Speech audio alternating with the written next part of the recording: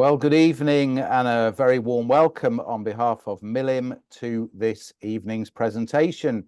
Welcome wherever you are in the UK and wherever you are in the world. And I'm delighted to welcome viewers in Hungary, Germany, Spain, Canada, the USA, and the State of Israel. Welcome to you all. This evening, our series of online talks and conversations continues with Professor John Strawson, and I'll introduce John in just a moment after some brief housekeeping.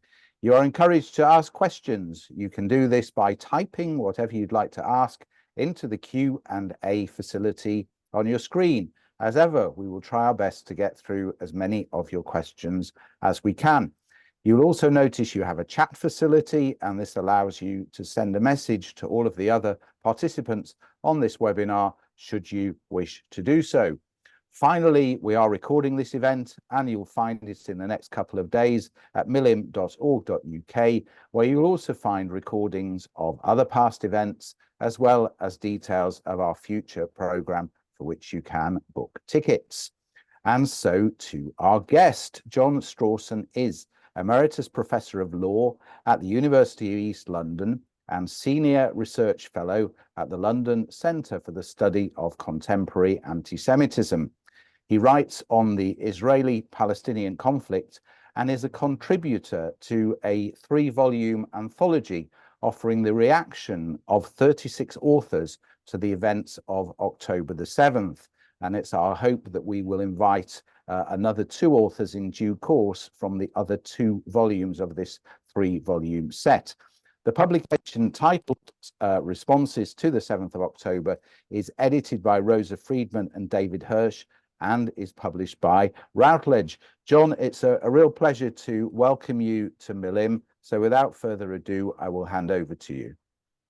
Thank you very much, and thank you very much for the invitation to be here with you. It's an odd thing to be talking about a book that is just been launched in the last month, that normally there's a huge amount of excitement and pride around the question of launching a book. The editors in this case would be very proud of it, the contributors equally. But in a strange way, this is a book that none of us wanted to produce. None of us wanted to write. None of us wanted to deal with the issues which October the 7th has challenged us with. So that said, I thought what I would first of all do is talk a little bit about October the 7th, talk about how the question of responding to it is very difficult, and how we did respond, the 36 contributors to this 3-volume book anthology called Responses to October the 7th. I suppose, like many people listening to this talk, October the 7th had a profound impact on me, and it had an immediate impact because I know people in the Gaza border communities, and like so many people in Israel and around the world, my first contact with this terrible event was a series of WhatsApp messages in which it seemed something dramatic and something terrible was taking place in communities which I know, and also from being launched from an area of Palestine, which I also know quite well. And having spent quite a lot of time working in Palestine, particularly after the Oslo Accords, believing that perhaps we were on the verge of a historic peace between Israelis and Palestinians, it was particularly painful to realize that people from Gaza, people under the leadership of Hamas and Islamic Jihad, had attacked the communities which I know, and also that their attack would obviously have terrible consequences on the people in Gaza that I know. That said, gradually, as we know on that day, the terrible extent of what was taking place seemed to be so enormous that it was very difficult to take in what in fact was taking place. And at the same time as these terrible attacks, which we now know, of course, led to the deaths of over 1,200 people, the taking of hostage of 245 people, and of course, the terrible mutilation, rape, and murder of civilians in front of their family members, is something which those of us who we were reacting to it, were trying to work out what exactly was this event? What did it mean? And while we were in this process of trying to work out what it meant, before any Israeli response whatsoever, demonstrations were taking place around the world, some celebrating October the 7th, talking about it as being exhilarating, liberation, and a resistance. And therefore, in reacting to the events themselves, we also had to react to the events of the way in which certain sections of the world were looking at October the 7th, which was not in a sense of shock and horror, but as a moment of celebration and resistance. And that contradiction between the way in which those of us who understood the events that were taking place were enormous, the first serious mass murder of Jews since the Holocaust. Secondly, this was taking place in the Jewish state. And thirdly, it connected the Jewish community around the world to their history. And the terrible fact was that some of us began to have a kind of memory of these things happening before. Either these are memories which were talked about in families or read about in books, or silences within families, particularly for those of us who have an origin in Eastern Europe, in my case, Ukraine and Latvia, and a terrible moment of thinking, this has happened before. And yet at the same time, it seemed to me, and those of us who responded to Rosa and David's call for chapters for this book, that we really had to think quite carefully about, was this just a question of a repetition of history, or was this a unique event? And for me, what I found very difficult immediately after it, as an academic, someone who is used to writing, who writes quite a lot on the Palestinian-Israeli conflict, and immediately this event took place, I had lots of requests to write comments on what was taking place from various magazines, journals, and newspapers. And yet I couldn't write. I found I was unable to write anything. I was able to speak. I was able to do interviews, but I could not commit to paper or to the screen, I should say, what I really felt. I felt unable to make that commitment to put on paper what this was. Was this an event which fitted into a pattern of history? Was this a unique event? And that was my great difficulty for quite a long time, and until actually I went to Israel at the end of November and went, amongst other things, to visit Kfir Aza, one of the kibbutz that was so terribly affected. And I found, in an extraordinary manner, walking through the ruins of the kibbutz, smelling still of burning and the terrible smell of death, and seeing wrecked buildings, seeing bloodstains still on the doorsteps of many buildings, that I was not able to live in a luxury of not writing, but actually I had an obligation to write, that I had become not a witness to the original event, but nonetheless a witness once removed to a disaster and an atrocity which had taken place. And I had to begin to think, what was the quality of this event which had taken place?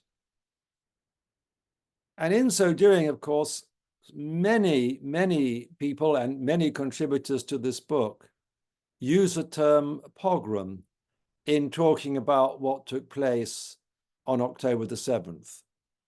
It fitted in to the pogroms that so many of our families had experienced in the 19th century and indeed in the 20th century in the Russian Empire. And that was, of course, something which Ilan Troen, an academic in the United States, who lost his daughter and son-in-law as they were protecting and successfully protecting their teenage son, wrote a very moving account of how this was a repetition of history and of how his mother's life had been saved by his grandmother in a pogrom in Ukraine in very similar circumstances.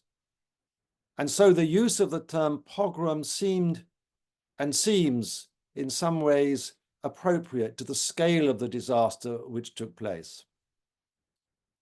But I also realized something else as I was visiting Kfar Aza. There was something very different about the experience of my relatives and others in Ukraine. But the difference was I was wearing a flak jacket. I was under the protection of the IDF. Indeed, I'd had to sign an indemnity to the IDF in order to go. There were armed Jews, the IDF, protecting me as I was walking around. We did a military drill in case of some attack from Gaza. There was a truce at the time, but anything, of course, can happen.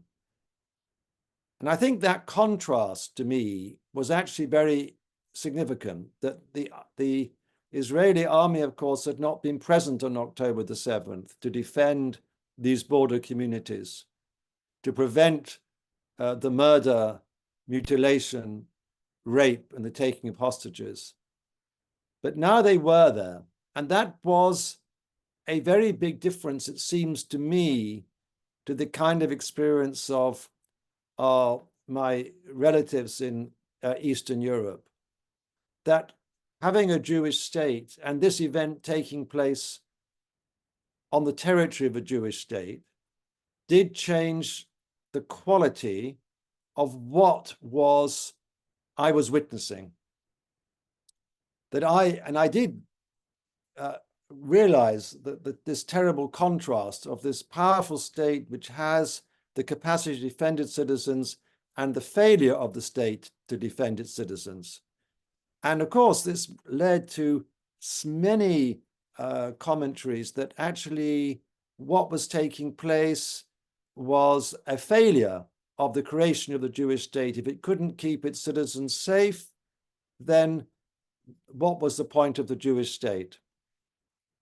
And yet at the same time, of course, citizens around the world in all sorts of states, the United States on 9/11 in 2001, for example, were also exposed to death and destruction by terrorist action.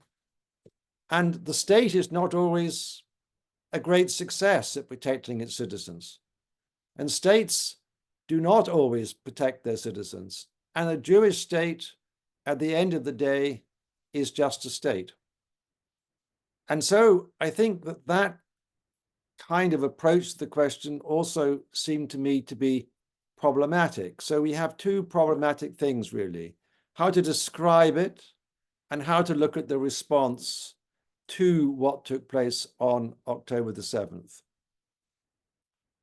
When Rosa Freedman and David Hirsh put out a call for chapters for what was intended to be a quick, short book, 50,000 word book, they had a huge response. I think there were 100 people responded, and 36 eventually appear in this volume, and that's why it's not just one volume but three.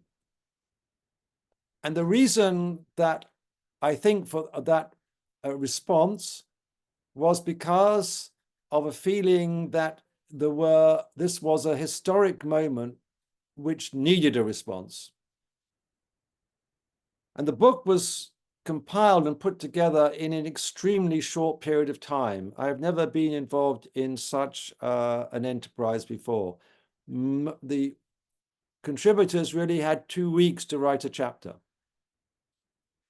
They had only 2 weeks, and that was quite important, I think, that it made it a very intense experience. And as Rosa says, and as David and Rosa say in the introductions to the volumes, it means that to some extent this is quite a raw book. It's not totally polished. It is people thinking through in different ways their response to this event, without having the luxury of a long period of writing, reflection, revision. All that process was concentrated into 2 weeks of writing and then 2 weeks of revisions. And that is for those of us who write, we know that's a very, very short period of time and quite difficult to execute. But it has produced, I think, something which has an immediacy, and therefore I think is all the more effective. Now, the volumes itself are divided into three categories.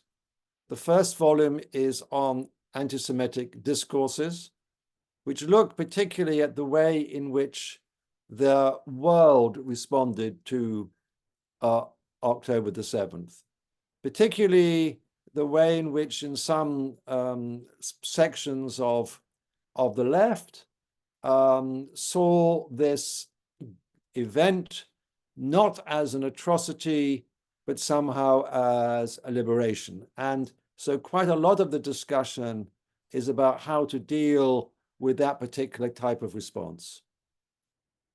The second volume is entitled Law and Society and has some legal writing and quite a lot of other commentary around the question of how this event should be seen. I have to say my chapter is precisely in this volume. I'm sure it's because I'm an emeritus professor of law, because I don't think the word law appears in my chapter. It's about my visit to Kfar Aza and a reflection on the Jewish past and the Jewish present. The last volume is on universities, where, of course, a lot of the response to October the 7th came with, amazingly, not students, but professors using the occasion to say that they had been energized by seeing this tremendous event on October the 7th.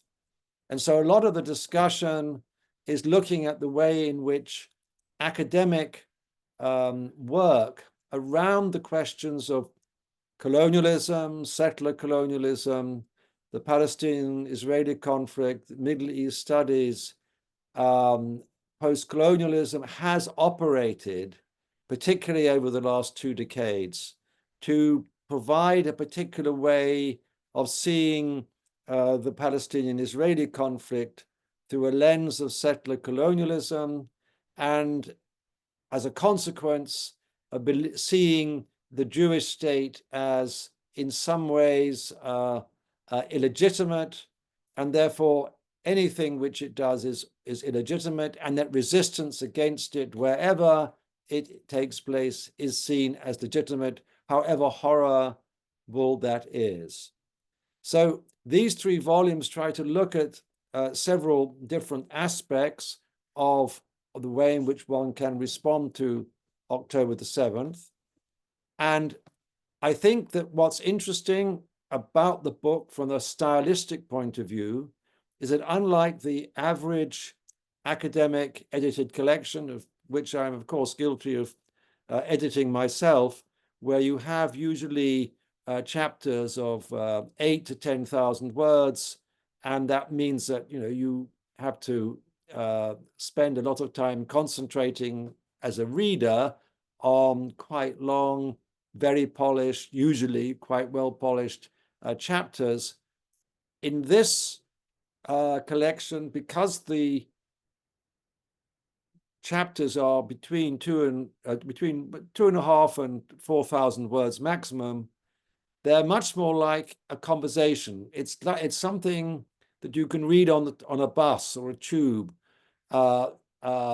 in a quarter of an hour journey. You can read one of the chapters, and therefore it kind of speaks to you in a much more direct and different way, and you read something at one sitting. You don't tend to put it down. You finish the chapter that you're reading, and you're able to do so. And then I think gives it, as I said before, this sense of immediacy, which I think is what we need to understand is quite important, because the way in which we all respond to this event, I think a very important event internationally, which I will go on to now to discuss, has really important consequences for our future understanding, not just of the Middle East, but also of the way in which international politics is operating. In one really interesting chapter on the question of where is the Jewish home, Robin Douglas talks about this slogan of the 1930s and 40s, which was shouted at Jews across Europe: go to Palestine, go back to Palestine. And he takes that as a way of beginning to try to look at where is the Jewish home? Because now, of course, as we know, the slogan in the United States, in Columbia University, seemed to start there, was to Jews, go back to Poland. And therefore, Robin Douglas tries to work out, how does this operate, and what does it mean about the place of Jews in society? And there's some quite interesting stuff which I didn't know, for instance, that in 1955, the British Prime Minister, Harold Macmillan, a kind of liberal conservative, someone we thought was very cuddly, actually wrote in his diary that actually perhaps the way to solve the Middle East crisis and the problem of the conflict between the Jews and the Arabs was to move the Israeli Jews from Israel and put them in Madagascar. This is something being discussed in 1955, not by a fascist, not by someone who was particularly known to be a vicious anti-Semite, but this was a kind of mainstream politician talking about how to solve the Middle East crisis, of course, which in 1956 was to get much worse with the Suez crisis of 1956. And that is interesting because in a very good piece by Anna Sawodecka from Poland, she talks about how to understand anti-Semitism. Is anti-Semitism to be understood from the fringes, from the extreme fringes of society? Is it something which it is to do with fascists, nationalist groups, nativist groups, or in some cases the far left, particularly the far left informed by Soviet anti-Semitism of the last decades of the Soviet Union? And she says, and it's very interesting as someone coming from Poland, she says, we need to see anti-Semitism as mainstream. In other words, Robin Douglas's interesting comment about Macmillan does, I think, have a nice resonance in Anna's piece about this question that perhaps we have to see anti-Semitism as more mainstream. And then, of course, the question, the other side of this issue of anti-Semitism is how we understand the question of how Gaza and Palestine has come into this, particularly with the huge demonstrations been taking place in cities around the world, in inverted commas, in solidarity with the people of Gaza, particularly the call for a ceasefire, the use of the term that genocide is taking place, and so on and so forth. Huge demonstrations.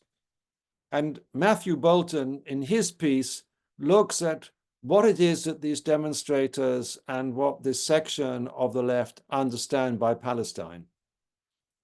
And what does Palestine mean, not just in terms of the Palestinian-Israeli conflict, but also in terms of world politics? Why is it that Palestine has occupied this central question? And of course, it's very interesting that the discussion of where Jews should be in relationship to the Middle East is not just something, of course, which Harold Macmillan thought about, but of course the main Palestinian organizations have also wrestled with this question of basically how to evict the Jews from Palestine and then from Israel.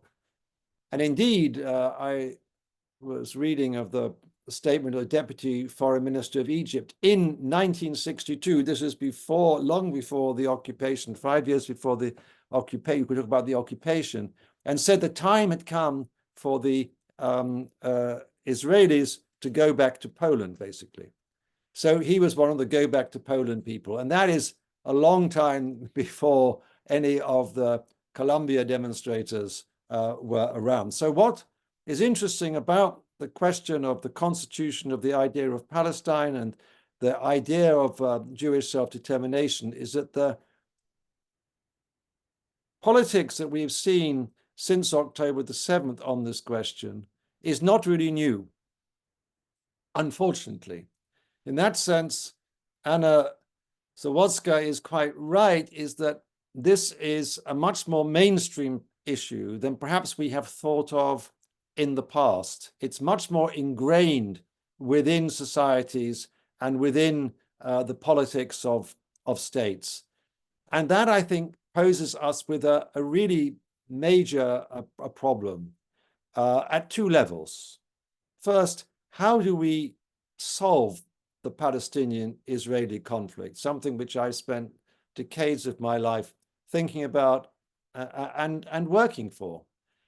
Thinking, for instance, 30 years ago, after the Oslo Accords, that we were on the verge of a historic solution, which did not, of course, take place.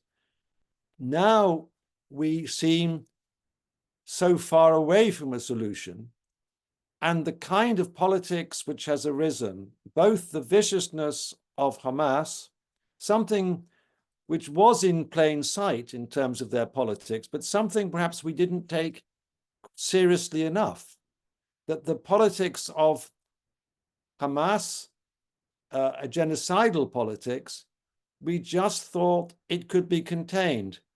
Netanyahu on the right thought, if you give them money and let them run a fiefdom in Gaza, they won't cause too much problems. And as we know, he allowed $1.5 billion to be transferred to Hamas at the end of the term before he lost the elections, a great deal of money.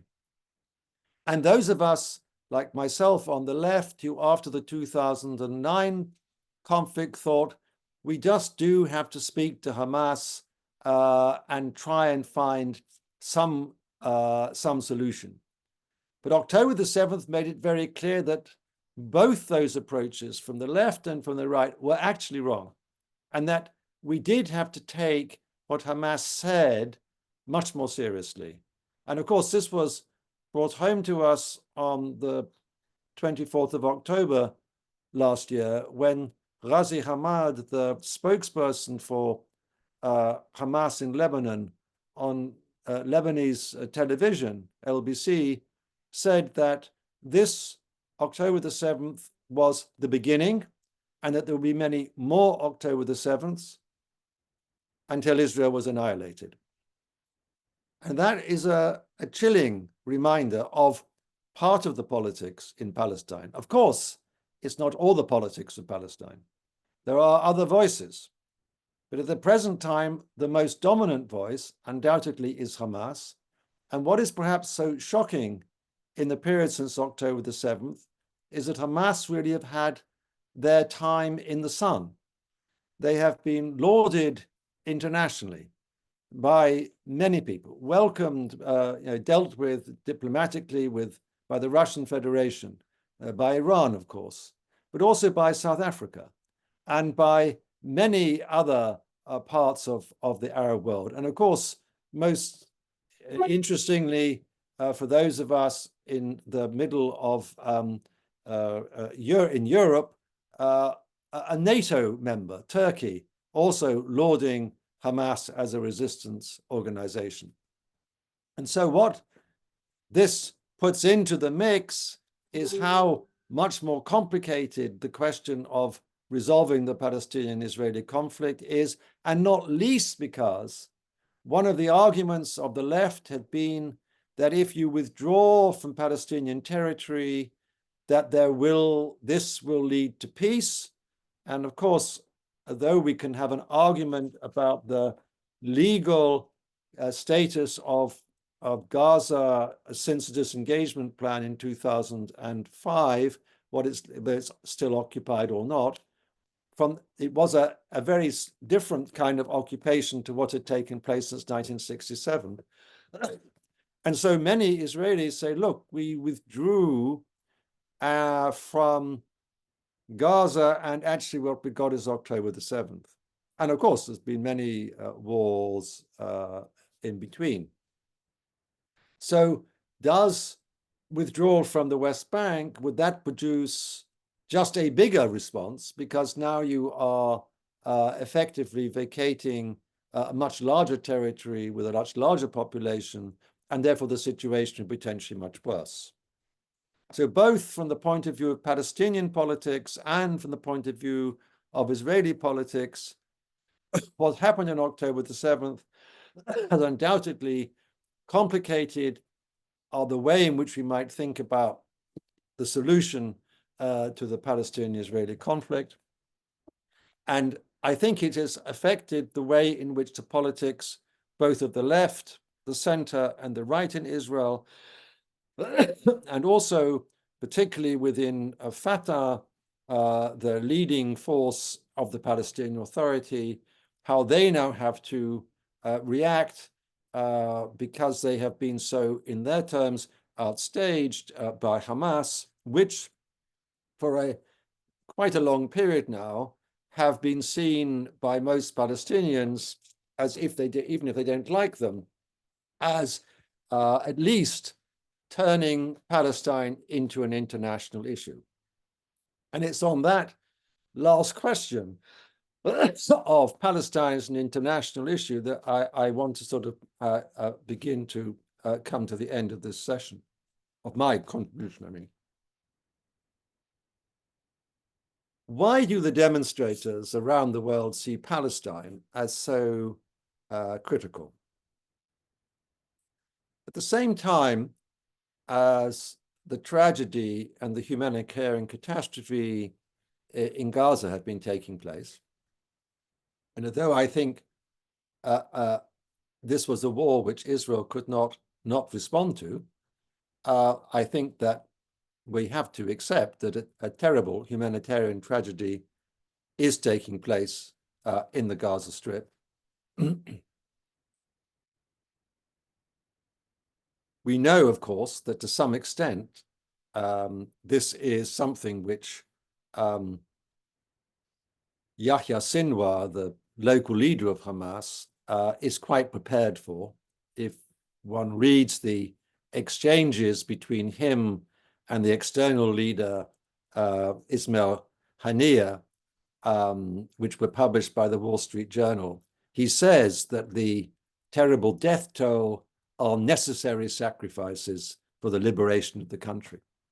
And he actually writes to Haniyeh to say that the death of his 3 sons will inject, their blood will be injected into the resistance and will stiffen the resistance of the Palestinian people. This is something which one has to see as this factor. But why is Palestine become, for the international left, the litmus test? Well, at the same time as these events were taking place, we've had the shocking developments in Sudan, where over 8.5 million people have been displaced. There are hundreds of thousands of casualties. There is real ethnic cleansing taking place in Darfur. There are now millions of refugees from the Sudan civil war. And yet this occupies not a blink of the national left. And here I think is precisely one of the worrying things which this anthology precisely homes in on, which is, in its first volume, the question of anti-Semitism and how one understands anti-Semitism. Because the only explanation for the way in which Palestine is seen as the test, and one hears it in so many of the discourses of these protests, that unless Palestine is liberated, the world cannot be liberated. And often the way in which Palestine will be liberated is precisely by doing what Macmillan wanted to do in 1955, which is to remove the Jewish population. And I think it is precisely that it is Israel, which is increasingly has been seen as the collective Jew, and in which the attributes of, in some cases, medieval anti-Semitism are immediately and directly attributed to the Jewish state. In all wars, which are terrible tragedies, particularly since the beginning of the 20th century, the big casualties are not those on the battlefield, but are civilians. And civilians inevitably mean also children. And huge numbers of children have been killed in the civil war in Syria, which is, the death toll is, according to the United Nations figures, over 580,000. Not children, but the death toll. So amongst that are large numbers of children.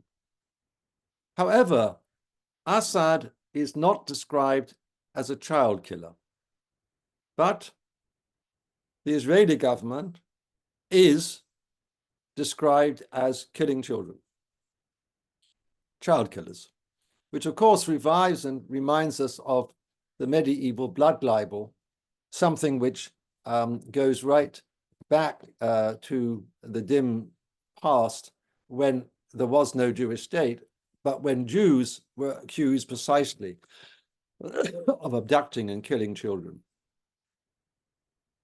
I just want to say, therefore, that what we are faced with as a consequence of October the 7th is a complicated world politics, not just the politics of the Middle East, tragically more complicated, but a world politics in which the question of the construction of Jews, where do they live? Are they allowed to live? Where is their home? Do they have self-determination? All those questions are still being asked about Jews in the 21st century.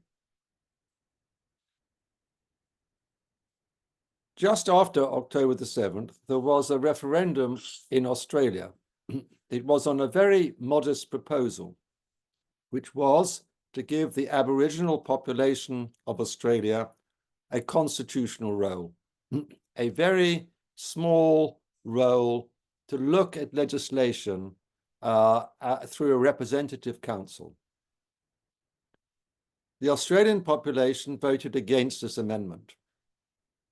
There were no protests outside Australian embassies.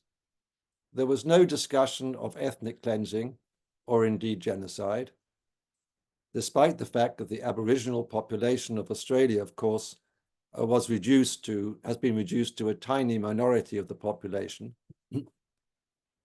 And during British colonial days, Aboriginal people were hunted like animals with people on horses. And where real settler colonialism has taken place, but somehow this real settler colonialism, this genuine settler colonialism, is not an issue for the global left. But Israel is, and therefore the words and the analysis which has been pushed within the universities, within certain political circles, within certain campaigns such as BDS, about Israel being a settler colonial state, about there being apartheid, about settler colonial states always leading to genocide, long before October the 7th and the response. Those ways of seeing the conflict and have, it seems to me, to be something which really now affects the way in which a whole section of international society sees not just the Middle East, but sees the world. And just to close, I would just say this, that it is an extraordinary moment in world history, given the fact that we face wars, civil wars, nearer perhaps the threat of nuclear war than we've been since 1962. And yet the concentration upon the role of a Jewish state, as I say, becoming the collective Jew, is what so much of the world is thinking about. And when there are really a big agenda to think about in terms of how to manage the strategic threats which we face. And it is, I think, a very sad commentary that the 21st century has not escaped the anti-Semitic obsessions of the 20th and indeed of the centuries which went before. Thank you for your attention. Thank you very much, Professor Strawson. Some real food for thought there, and I would encourage our audience to put questions in the Q&A in the amount of time we have left. Suzanne Korn is interested if you can comment on the relationship between Hamas and the general population of Gaza. She says Hamas is an acknowledged terrorist organization, and yet she considered it's a great leap to suggest all Palestinian people are terrorists. There was a recent survey, wasn't there, showing that Hamas had widespread support. So I wondered if you care to comment. Sure, it's a very good question, and it goes right to the heart of some of our discussions about the Palestinians. Of course, you're absolutely right. Palestinians are not all terrorists. Most Palestinians are certainly not terrorists. the vast majority of Palestinians do not and would not normally in any way support terrorism. However, Hamas, don't forget, is not just a terrorist organization. It has a militia. It had about 40,000 people under arms at the beginning of this conflict. But it's also a political party. It's also a religious organization. It's also a welfare organization. It runs schools. It runs nurseries. It runs centers for the elderly. It runs health centers. Just like all the other Islamist organizations in the Middle East, just like Hezbollah in Lebanon, for instance, or the Muslim Brotherhood in Egypt, these organizations have never just been one thing. And our mistake, I think, is to think that destroying Hamas, the mantra of Prime Minister Netanyahu, is somehow destroying the whole of the organization of Hamas, everything. And I think Daniel Hagari, the spokesperson for the IDF last week, was very wise when he said, you cannot destroy an idea, and you cannot destroy the ideas of Hamas, which come from the Muslim Brotherhood and which have been around for a long time, since 1928, in fact. And I think he's absolutely right. And what he went on to say is, in order to defeat Hamas politically, there has to be an alternative. And if the only alternative you're offering is a military occupation of unlimited length, that is not going really to be an alternative. In fact, will just reinforce Hamas. Hamas came to power initially in the 2006 legislative elections in Palestine, where basically people voted. It was an alliance, by the way. It wasn't just Hamas, it was some other organizations. People voted against the Fatah leadership because it was so corrupt. They wanted to have the bins collected. They didn't like the terrible level of corruption. They wanted clean government, which is what Hamas ironically offered, and what many Islamists around the Middle East offer, by the way. And that's why they got elected. Because there was a president elected separately, there was tensions between Ismail Haniyeh, who was the prime minister, and Mahmoud Abbas, the president. And as a consequence of this, they had a big fight over who could control the security forces. And in the West Bank, the Fatah won, and as a consequence, the Hamas retreated to Gaza, where they were able to defeat the Fatah control of the security forces. And so they have been running since 2007, Gaza entirely on their own, brooking absolutely no opposition whatsoever, and running it in an extremely dictatorial way. There, of course, there's been no elections and so on and so forth. And so what you have to remember is that if you want to get into university, and there were lots of universities in Gaza, if you needed a stipend or a grant of some sort, if your parents or grandparents needed help, if your children needed to go to a school or needed medical help, you went to the Hamas centers and they would give it to you. So the level of support for Hamas is not just an ideological one. It is in part, but it's also because they provided the practical wherewithal for Palestinians to survive. Now, of course, they've to some extent kept them in captivity and also in a high degree of poverty and dependence on them for their own purposes. So I'm not wanting in any way to prettify what they do, but I would say, yes, there's a very big difference between Hamas and between the Palestinian population. But the way, in my view, the way in which the Israeli government has been speaking about Hamas, speaking about the future, speaking about the day after the war, far from undermining Hamas, actually has strengthened it. And I think that's one of the great tragedies of the past 9 months. We have a comment from Carla Cummings.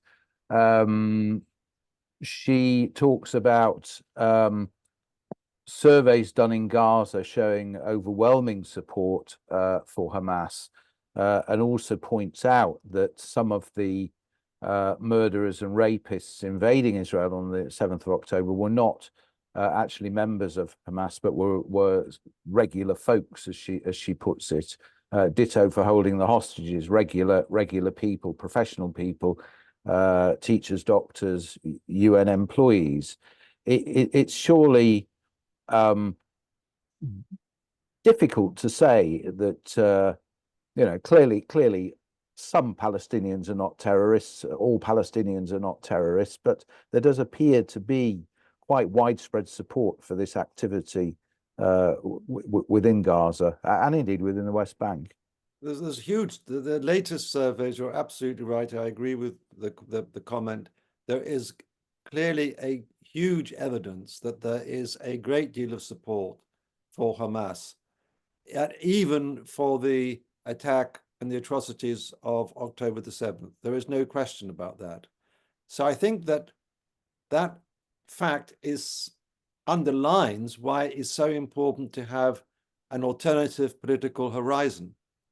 And I think that without an alternative political horizon, we won't change this situation. So it's a question that if you think that you've got to base the future on the basis of these surveys, that would be very dangerous. What you've got to base the future on is how you can change those attitudes. And one of the problems is that for the Palestinians, since the Second Intifada, since around about 2000, 2003, 4, it looked as if the Palestinians felt defeated. And I do remember Ibrahim Abu Lagad, who was an international relations specialist and a leader of the PLO, a professor at Birzeit University in Palestine, when I used to work there, work with them, said around this time, we have to accept we've been defeated.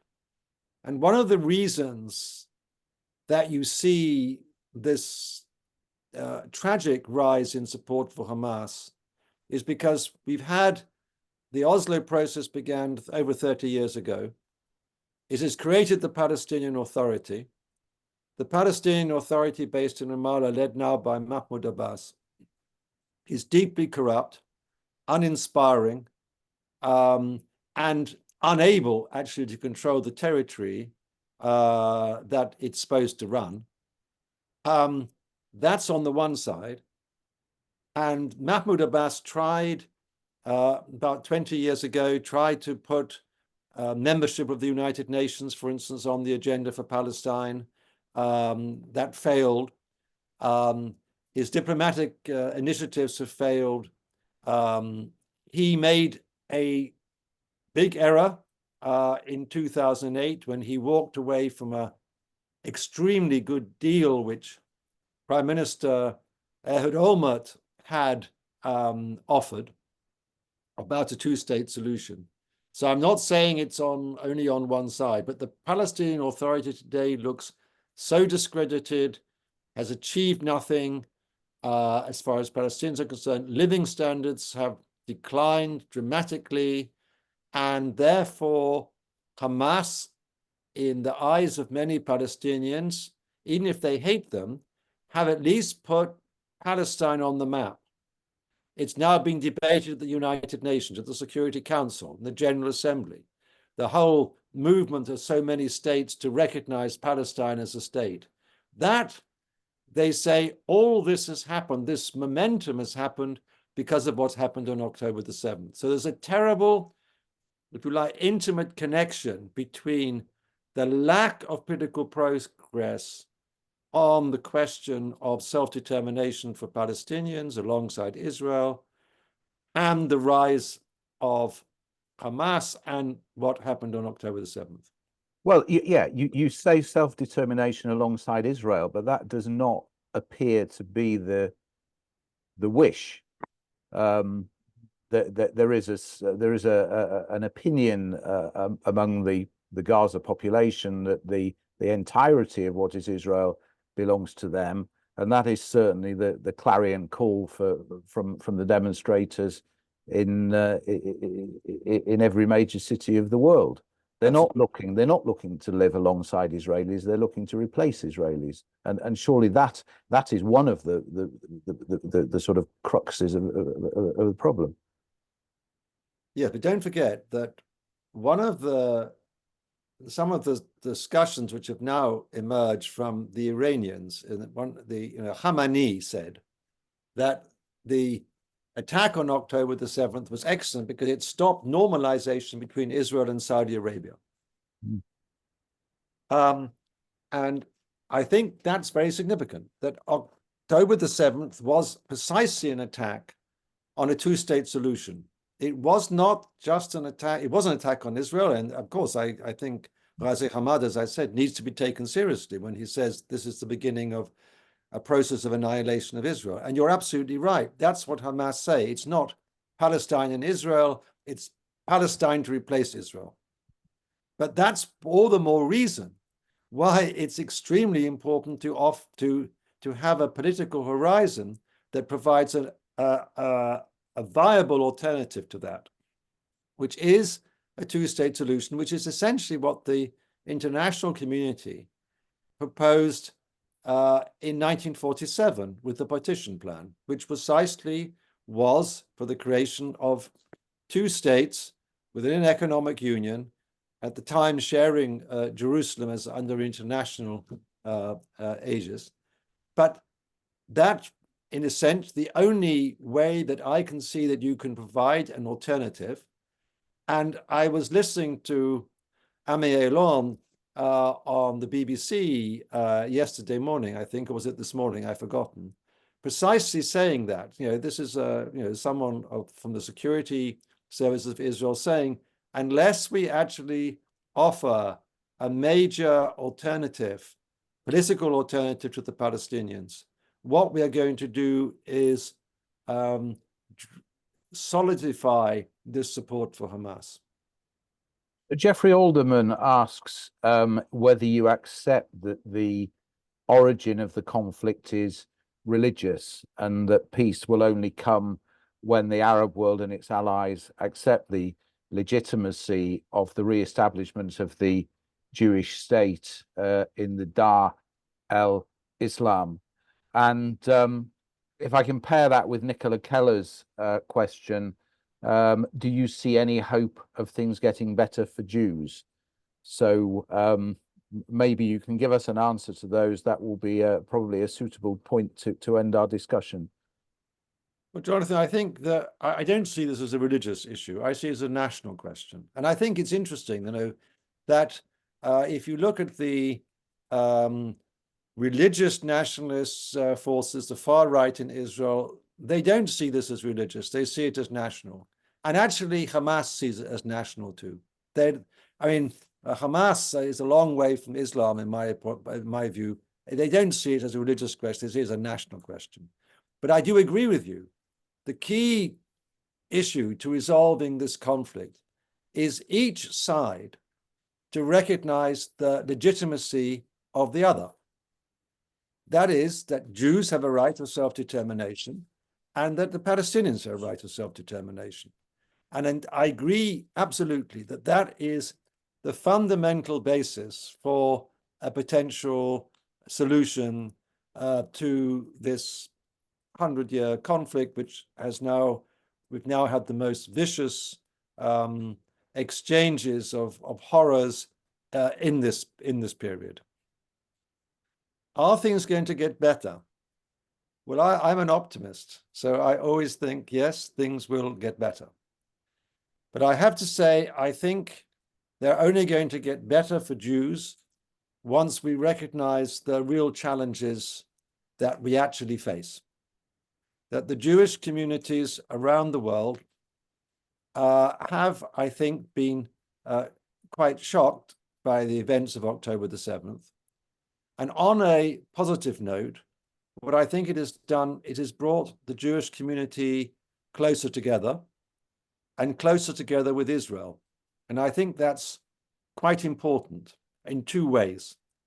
First of all, on a general sort of unity thing. But secondly, I think that the Jewish diaspora needs to get involved in the politics of Israel a bit more and begin to contribute to thinking about how to resolve some of the problems which Israel faces. That we need to see Israel not as beyond, but something as part of us, into which we have an obligation to contribute. So I think that's quite important. I think in terms of Jewish life in the diaspora, I think it obviously has got more difficult. I think it's got very difficult in the United States, in certain parts of the United States. It's certainly got more difficult in Britain, and we can see it with the rise of anti-Semitic incidents.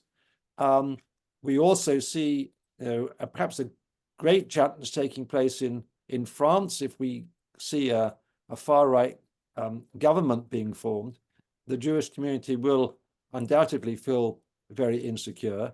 And of course, we've also seen anti-Semitic movements resurfacing in Germany. So yes, I think the Jewish community around the world is facing great challenges. And I think as this book tries to help us understand, October the 7th is, despite the horror, is something that we now need to address the roots of why this has taken place, the roots of anti-Semitism within the Middle East, but also anti-Semitism, of course, within our own countries.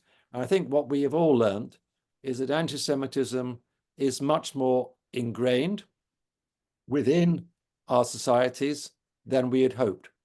And that to some extent, we now need to deal with that. So that's why I am very happy to be part of the London Centre for the Study of Contemporary Anti-Semitism.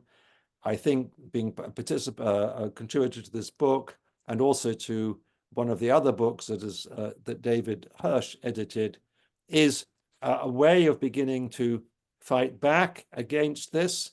And I think if you can recognize the enemy that you face, and this is a long-term enemy of seeing Jews as different, alien, having terrible attributes in some cases, which comes particularly to us from the European Enlightenment.